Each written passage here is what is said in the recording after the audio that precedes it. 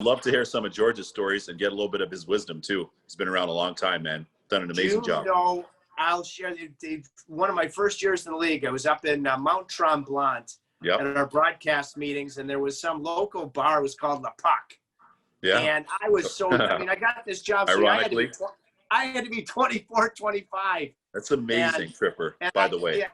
Yeah, and I saw it, I was having a few, and I was, a little bit intimidated actually at that point to walk up to guys, whether, like they're a couple of tables away were, George McPhee, of course, managing the Caps at that point, and Craig Patrick managing the Pittsburgh Penguins. Sure. And as I was, sipping on something, I remember saying to myself, those are two cool cats. And over the course of time, both of us, built a rapport with George, and he's one of the great ones on and off the ice, at the rink, away from the rink. Wonderful human being, and I think an extremely underrated manager in this league. What a job he's done.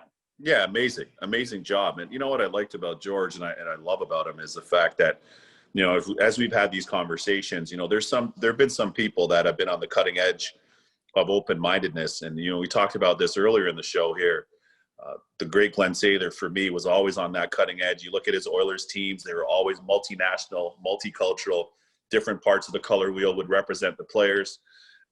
Jim Rutherford has always been that. Lou Lamoriello's always been that. But George McPhee has always been that too. You look at his different Caps teams. He embraced American players, different color, last name American players, Canadian, European players. It didn't matter.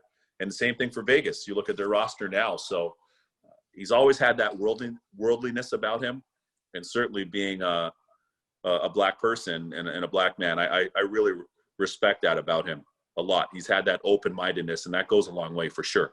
Because without that, then some people can get marginalized in terms of opportunity. And to your point, they haven't missed on very many picks.